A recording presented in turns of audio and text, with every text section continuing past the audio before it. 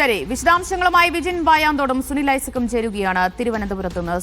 Sunil, CPM ഇത് പ്രതീക്ഷിച്ചത് തന്നെയായിരുന്നില്ലേ? G Sudhakaran സ്വതന്ത്ര സ്ഥാനാർത്ഥിയാകുമെന്ന കണക്കുകൂട്ടൽ നേരത്തെ തന്നെയുണ്ടായിരുന്നു. അവസാന നിമിഷവും അദ്ദേഹത്തെ അനുനയിപ്പിക്കാൻ നീക്കങ്ങൾ നടത്തി. പക്ഷേ അദ്ദേഹം നിലപാടിൽ ഉറച്ചു നിൽക്കുകയായിരുന്നു. ഇപ്പോഴത്തെ ഈ സ്ഥാനാർത്ഥി പ്രഖ്യാപനത്തെ എങ്ങനെയാണ് CPM നോക്കിക്കാണുന്നത്? ഇനിയുള്ള നീക്കങ്ങൾ എങ്ങനെയായിരിക്കും?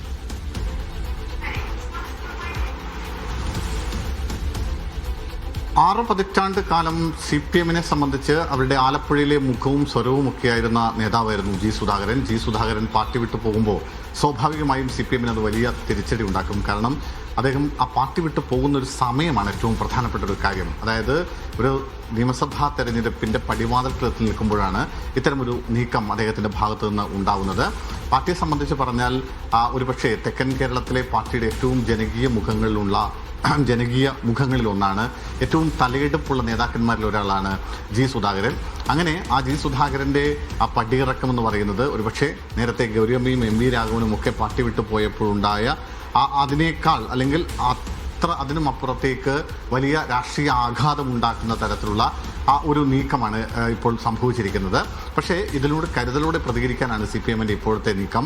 ഏതെങ്കിലും ഘട്ടത്തിൽ വലിയ തോതിൽ സുധാകരനെ പ്രകോപിപ്പിക്കുന്ന ഒരു തരത്തിലേക്കുള്ള പ്രതികരണങ്ങളിലേക്ക് പോകരുതെന്ന് CPM നേതാക്കൾക്ക് നേതൃത്വം നിർദ്ദേശം നൽകിയിട്ടുണ്ട്.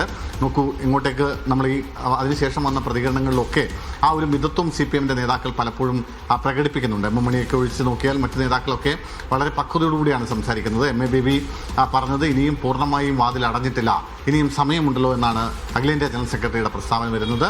ഒപ്പം പാർട്ടി സംസ്ഥാന സെക്രട്ടറി ആവട്ടെ പ്രതികരിക്കാൻ തയ്യാറായില്ല. നാളെ സംസ്ഥാന സെക്രട്ടേറിയറ്റ് യോഗമുണ്ട്, അതിനുശേഷം പ്രതികരിക്കാം എന്നൊരു നിലപാടിലാണ് MP ഗോവിന്ദനുണ്ടായിരുന്നത്.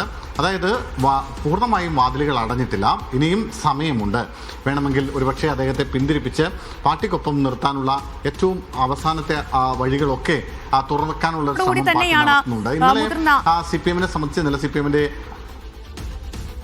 ശരി, വിജിൻ വായാതുണ്ട്. വിജിൻ, CPM നേതാക്കൾ ഓരോരുത്തരുടെ പ്രതികരണം നോക്കിക്കഴിഞ്ഞാൽ കരുതലോടുകൂടി തന്നെയാണ്. പൂർണ്ണമായും അങ്ങനെ ജി സുധാകരനെ തള്ളി പറയുന്നില്ല. സജി ചെറിയാന്റെ ഒക്കെ പ്രതികരണം നോക്കിക്കഴിഞ്ഞാൽ ഒരല്പം കടുപ്പിക്കുന്നുണ്ടെങ്കിലും മറ്റുള്ളവരൊക്കെ കരുതലോടുകൂടി പ്രതികരിക്കുന്നു. എന്ന് വെച്ച് കഴിഞ്ഞാൽ ഇനിയും ഒരു അനുനയത്തിനുള്ള സാധ്യതയുണ്ടെന്ന് അവർ കണക്ക് കൂട്ടുന്നുണ്ട്.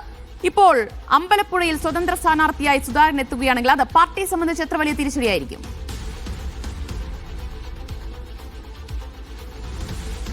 ദിവ്യ, ഇക്കാര്യത്തിൽ CPM-നെ സംബന്ധിച്ചിടത്തോളം തിരിച്ചടി ആകുമെന്ന കാര്യത്തിൽ സംശയമില്ല. കാരണം ആലപ്പുഴ ജില്ലയിലെ വിഭാഗീയതയായാലും ആ സംഘടനയെ നയിക്കുന്ന കാര്യത്തിലായാലും ഒരു ഭാഗത്ത് ഉണ്ടായിരുന്ന ഏറ്റവും പ്രധാനപ്പെട്ട നേതാവാണ് ജി സുധാകരൻ എന്ന് പറയുന്നത്. കഴിഞ്ഞ 10-60 വർഷമായി അങ്ങനെ തുടർന്നുകൊണ്ട് പോവുകയും ചെയ്തിട്ടുണ്ട്. VS അച്യുതാനന്ദൻ, ഒപ്പം തന്നെ KR ഗൗരിയമ്മ ഉൾപ്പെടെയുള്ളവർക്ക് ശേഷം ഒരു പ്രധാന നേതാവായി ആലപ്പുഴയിൽ നിന്ന് ഉയർന്നു വന്ന ആളാണ്. ഒപ്പം തന്നെ നിലവിൽ അമ്പലപ്പുഴയിലെ സലാമിനെ വിജയിപ്പിക്കാനുള്ള നീക്കങ്ങളൊക്കെ നടത്തിയതും അദ്ദേഹത്തിൻ്റെ ഒരു ശിഷ്യനെ പോലെ കൂടെ നിന്നായിരുന്നു. അത്തരത്തിലൊരു നീക്കമൊക്കെ ഉണ്ടാവുകയും ചെയ്തു. അവിടെ തന്നെയാണ് അദ്ദേഹത്തിൻ്റെ ഗുരുവായിട്ടുള്ള ജി സുധാകരൻ അവിടെ സ്ഥാനാർത്ഥിയായി വരാൻ പോകുന്നത്. സ്വാഭാവികമായും CPM വോട്ടുകളിൽ വിള്ളലുണ്ടാക്കും എന്ന കാര്യത്തിൽ സംശയമില്ല. CPM-ന്റെ പ്രധാന കോട്ടകളിൽപ്പെട്ട ഒരു മണ്ഡലമാണ് അമ്പലപ്പുഴ. പക്ഷേ അതിലൊരു വിള്ളൽ ഉണ്ടാകുന്ന ഘട്ടം ഉണ്ടാകുമ്പോൾ അത് ഏത് തരത്തിൽ UDF മുതലെടുക്കും എന്നുള്ളതാണ്.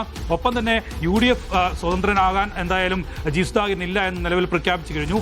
ആരുടെയും പിന്തുണ വേണ്ട എന്നുള്ളതാണ് പ്രഖ്യാപനം. ഒപ്പം തന്നെ CPM-നെ പൂർണ്ണമായും തള്ളിപ്പറയാൻ ഇതുവരെയും ജി സുധാകരൻ തയ്യാറായിട്ടില്ല. മുഖ്യമന്ത്രി പിണറായി വിജയന് തുടർഭരണമുണ്ടായാൽ അത് എങ്ങനെയാണ് നിലപാടെന്ന് ചോദിച്ചപ്പോൾ അതിൽ സന്തോഷം മാത്രമാണ് എന്നുള്ളതാണ് വാർത്താ സമ്മേളനത്തിൽ അദ്ദേഹത്തിന്റെ പ്രതികരണം എന്ന് പറയുന്നത്. അതുകൊണ്ട് തന്നെ പെട്ടെന്ന് ഒരു തീരുമാനത്തിലേക്ക് CPM എന്തായാലും ജി സുധാകരനെ തള്ളിപ്പറഞ്ഞുകൊണ്ട് രംഗത്ത് വരുന്നില്ല എന്നുള്ളത് അതിന്റെ ഭാഗമായിട്ടാണ്.